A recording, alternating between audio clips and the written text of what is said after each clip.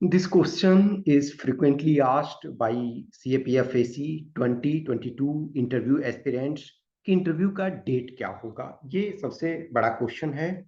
तो ये मैं टाइम एंड अगेन कह रहा हूँ कि आपको अपने मेंटली जो है वो प्रिपेयर रहना है कि हमारा एनी टाइम जून में एंड में स्टार्ट हो सकता है। एक पॉसिबिलिटी ये है कि 27 या 28 जून को स्टार्ट हो सकता है। ये मैं पॉसिबिलिटी बता रहा हूँ, कुछ जो इंफॉर्मेशन जो थोड़े बहुत एक्सपेक्टेशन के आधार पे। अब मैं 100% कैसे कर सकता हूँ, सर्टेनिटी से नहीं कर सकता हूँ, लेकिन एक पॉसिबिलिटी है कि 27 या 28 ऑफ जून से स्टार्ट होगा, होना चाहिए। बिकॉज हमेशा यदि आप प्री कोविड के टाइम तक देखो तो इनफैक्ट इसमें कोशिश हमेशा की जाती थी कि एटलीस्ट 5 डेज पहले भी जो है रिजल्ट दे दिया जाना चाहिए। लेकिन जो 2019 बैच है वो पहला इधर कपल ऑफ इयर्स में ये हुआ कि आपके जो नेक्स्ट ईयर के एग्जाम हो गए उसके बाद आए। इनफैक्ट देखो सिविल सर्विसेज में ये कोशिश किया जाता है, इनफैक्ट इसी वजह से आपका सिविल सर्विसेज का रिजल्ट दे दिया गया। और 28 को इस बार उनका प्री है तो उसके पहले दे दिया गया।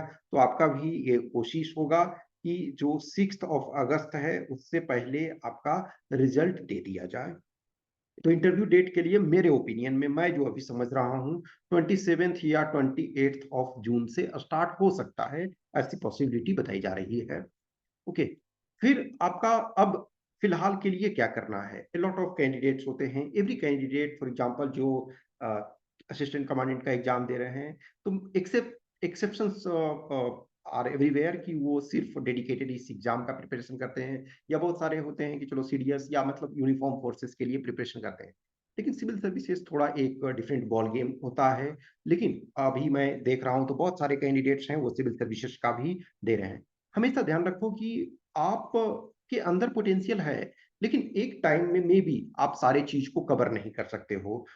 तब आप फॉर एग्जांपल प्री क्वालिफाई कर जाना सिविल्स में, यदि आपका असिस्टेंट कमांडेंट का प्रिपरेशन अच्छा है, असिस्टेंट कमांडेंट का आप रिटन क्वालिफाई कर पा रहे हो, तो आपके लिए प्री क्वालिफाई करना इतना ज्यादा चैलेंजिंग नहीं होता। चैलेंज तो हमेशा होता है, किसी के लिए भी चैलेंज होता है। इनफैक्ट जो लोग फाइनल सिविल सर्विसेज में सेलेक्ट हो जाते हैं उनके अच्छे रैंक मान के चलो कि जो उनको फोर्स चाहिए, जो सॉरी सर्विस चाहिए वो नहीं मिल पाता, फिर वो देते हैं। कभी ऐसा होता है कि जो फाइनल सिलेक्शन ले लिए हैं उसके बाद नेक्स्ट ईयर प्री क्वालिफाई नहीं कर पाते हैं, तो वो अनसर्टेनिटी रहती है। लेकिन इन जनरल यदि आप असिस्टेंट कमांडेंट का रिटेन क्वालिफाई कर रहे हो तो आपके पास पोटेंशियल है कि आप क्वालिफाई कर सकते हो। अब बहुत सारे कैंडिडेट्स आप में से हो जो 22 के इंटरव्यू दोगे, लेकिन सिविल सर्विसेज का आप लोग कुछ हो कि ऑलरेडी मेंस दे चुके हो, तो आप सीरियस रूप से 22 का अटेम्प्ट ले रहे हो। कुछ ऐसे हो जो अभी तक मेंस नहीं लिखे हो, आपने ट्राई किया 1 to 2 times but not gate pre clear, लेकिन स्टिल आप तो 28 को दे रहे हो, तो आप दो। किसी को ये नहीं है कि आप नहीं दो।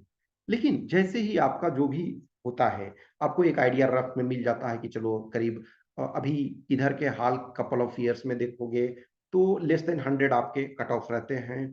तो आपके suppose 90 marks, 92 marks, 93 marks, 95 marks आ रहा है, इसका मतलब है आप ऑलमोस्ट मेंस लिख रहे हो। जैसे इस बार 22 का ही देखो तो लेस 88 समथिंग है प्री का कट ऑफ जनरल कैंडिडेट का। तो आप दो उसको, लेकिन हमेशा ध्यान रखो कि यहाँ आप बेटर कंडीशन में हो। Better condition in the sense कि यहाँ बस आपका इंटरव्यू बाकी है। तो ये पॉसिबिलिटी यदि होती है कि 27 या 28 जून से स्टार्ट होता है, तो आपको पुश करना चाहिए, आपको पुश करो। कभी कभी कुछ स्टूडेंट्स ऐसे हैं जो कि वन स्टेप बैक लेते हैं कि ठीक है, सिविल्स का अटेम्प्ट हम इस बार ड्रॉप कर रहे हैं, हमें इस बार असिस्टेंट कमांडेंट पे फोकस करना है। तो यदि आप ऐसे कैंडिडेट में से हो कि कुछ ऐसे बहुत सारे कैंडिडेट हैं जिनको मैं गाइड कर रहा हूँ, तो वो लोग कि सर इस बार मुझे नहीं लिखना है सिविल सर्विसेज का, इस बार मैं असिस्टेंट कमांडेंट का सिंस इंटरव्यू में I am getting chance to appear in interview, I focus. तो यदि आप ऐसे कंडीशन में हो तो आपको इंटरव्यू पे मेजोरिटी फोकस करना चाहिए। हमेशा ध्यान रखो कि कोई भी यूपीएससी का जॉब है अपने आप में एक ग्रेट अचीवमेंट है। वो यूपीएससी जो भी जॉब प्रोवाइड करती है वो either group A directly appointed gazetted officer है या ग्रुप बी है, लेकिन दोनों टाइप में जो है वो जॉब अच्छे हैं। तो ये ध्यान रखो। दूसरा ये है कि सब आप मल्टीपल एग्जाम्स को फोकस करते हो तो आपका जो एनर्जी है वो डेविएट होता है। तो मैं समझता हूँ कि जो ऐसे कैंडिडेट जो 22 में आप रिटन क्वालीफाई हो, आप मेडिकल क्वालीफाई हो, फिजिकल मेडिकल, और आप इंटरव्यू देने वाले हो, लेकिन फिर भी अभी रादर कुछ लोग को लगता है कि हम थोड़े डाउटफुल हैं, तो आप कि सिविल सर्विसेज में, हाँ, आपको लगता है कि हम सिविल सर्विसेज निकाल लेंगे तो ठीक है। लेकिन यदि आप सिर्फ सिविल सर्विसेज में बस ऐसे ही अपीयर हो रहे हो, उससे अच्छा मेरा मानना है कि आप अधिक फोकस जो है सीएपीएफ पे करो, क्योंकि सीएपीएफ में इस बार 23 में लास्ट टाइम से बेटर सीट्स हैं, और जब तक आप फाइनल रिजल्ट नहीं देख लेते हो तब तक आपको पुश करते रहना चाहिए। तो दोनों चीजें आप करो पैरेलल में, आप इंटरव्यू का भी प्रिपरेशन करते रहो, और फिर आप जो है वो रिटन का पार्ट का जो सीएपीएफ का ही करो 23 अटेम्प्ट्स के लिए। जो इंटरव्यू का प्रिपरेशन है, पर्सनालिटी टेस्ट, उसमें बहुत सारे कैंडिडेट्स होते हैं एवरी टाइम। फॉर एग्जांपल अभी 21 का फ्राइडे तक चलेगा इंटरव्यू, तो कुछ ऐसे कैंडिडेट होते हैं कि जब इंटरव्यू में 5 डेज होता है, तो 5 डेज, 10 डेज, 1 मंथ या समथिंग कि सर बस प्रिपरेशन बता दीजिए। कुछ ऐसे होते हैं कि बस सर नेक्स्ट वीक इंटरव्यू है, आप ये करा दो। तो एक चीज ध्यान रखो कि पर्सनालिटी टेस्ट कुछ मेयर क्वेश्चंस नहीं है। आप एन नंबर ऑफ कैंडिडेट्स के और ट्रांसक्रिप्ट देखते हो कि ये हमसे ये क्वेश्चन पूछा गया। एक चीज ध्यान रखो, सेम क्वेश्चन भी पूछा जाता है तो उसके answer candidate to candidate different होते हैं। आपका जो डीएएफ है उसके आधार पे आपके आंसर मैच करने चाहिए। इसमें से टाइम लगता है। आप multiple time for example mock interview देते हो, आपके क्वेश्चंस क्यूरी होते हैं, आपके जो प्रोग्रेस होते हैं वो देखा जाता है धीरे धीरे करके। आप ऑलरेडी जानते हो कि कुछ कैंडिडेट ऐसे हैं जिन्हें 65 मार्क्स मिल रहा है इंटरव्यू में, और कुछ ऐसे हैं जिन्हें 110, 105 या 100 मिल रहा है।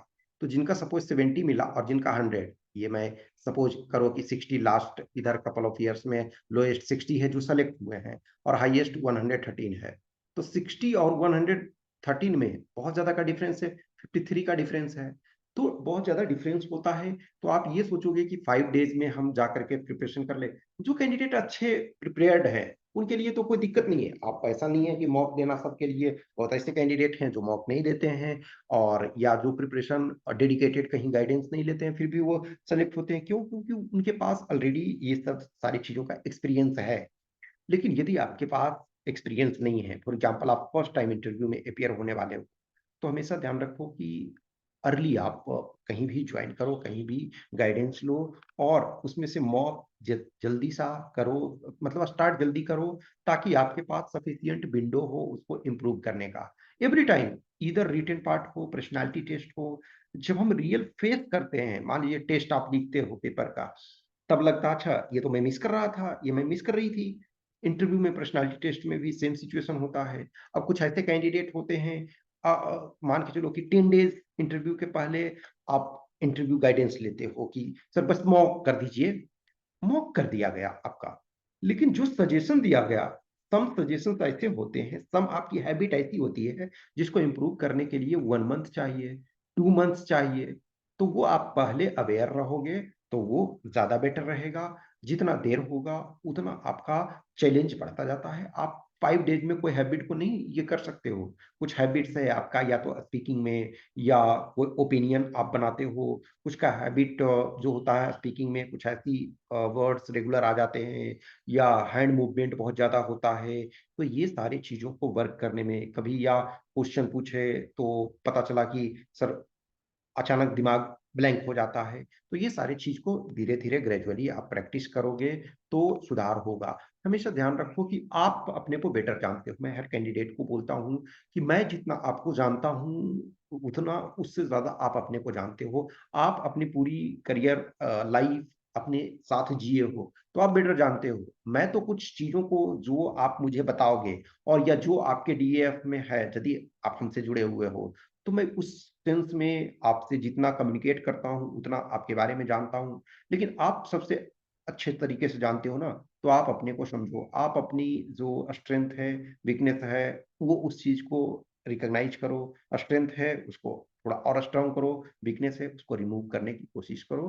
तो मेंटली जो आप है, जून एंड में इंटरव्यू स्टार्ट होने का पॉसिबिलिटी है, उस आधार पे वर्क करो। कुछ भी क्वेश्चंस क्यूरी डाउट्स होता है तो आप हमें इस व्हाट्सएप नंबर 727146498 या टेलीग्राम नंबर 7404909669 पे मैसेज कर सकते हो। जिनको भी इंटरव्यू गाइडेंस प्रोग्राम चाहिए, जिनको भी चाहिए कि हम जुड़े, हमको उससे फायदा होगा, तो आपको जरूर करना चाहिए। और आई ऑलवेज से कि earlier you start better it is. Okay, so thank you. ये कम्युनिकेशन कंटिन्यू जारी रहेगा, कंटिन्यू मैं आपसे इंटरेक्ट करते रहता हूँ और ये चलता रहेगा।